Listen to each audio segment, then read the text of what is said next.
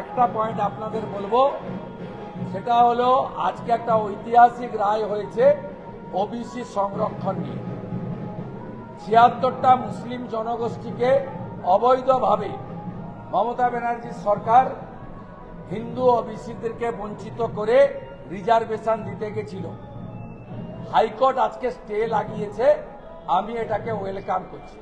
এবং আমার যে এই উদ্দেশ্য বলা, আজকে কোর্ট যখন হিয়ারিং হয়, ফাইনাল হিয়ারিং ইন্টারিম অর্ডারের, তখন এজি মাননীয় কিশোর দত্ত হাউসে কোর্টে বলেছেন সকলের সামনে যে বিরোধী দল যখন বিধানসভায় মুখ্যমন্ত্রী ওবিসি কমিশনের রিপোর্ট পেশ করেছেন, আলোচনাতে কোনো আপত্তি করেনি।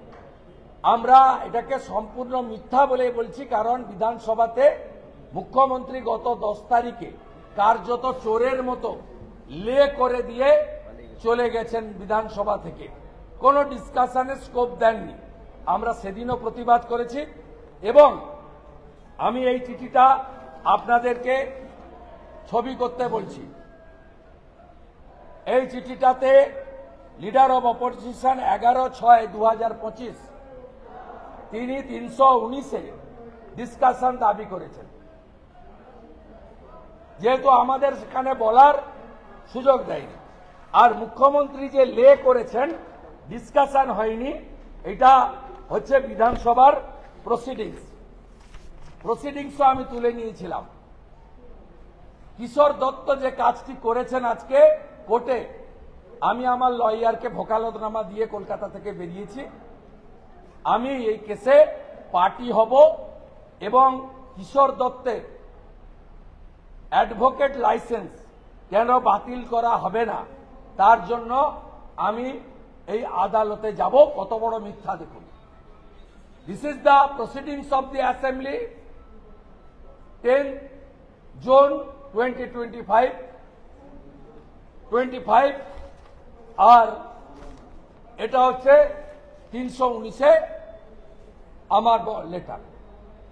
এরা এত মিথ্যা কথা বলে সংবিধানের বড় পিলার জুডিশিয়ারিতেও অন ক্যামেরা সমস্ত পক্ষের আইনজীবীদের সামনেও মিথ্যা কথা বলেছে। এদের ছাড়া হবে না। আজকে খুশির দিন। আগামীকাল অ্যাসেম্বলিতে লাঞ্চের সময় বিজেপি বিধায়করা কালকে লাড্ডু বিতরণ করে উৎসব পালন করবে। ওবিসি হিন্দু মাহিষ্য, তিলি, তেলি, কুর্মী, ঘোষ, কুম্ভকার, স্বর্ণকার, মালাকার, নাপিত, কামার, কুমোর, এদের অধিকার লড়াইতে ভারতীয় জনতা পার্টি অঙ্গীকারবদ্ধ। প্রদেশ বিজেপি ওবিসি মোর্চা কাল বেলা 12টা থেকে 5টা সল্টলেকে অবস্থান করছে। সেখানে ডক্টর মজুমদারও যাবেন, আমিও যাব। কালকে আমরা বলবো। আর আমার কথা শেষ, আপনি বলুন।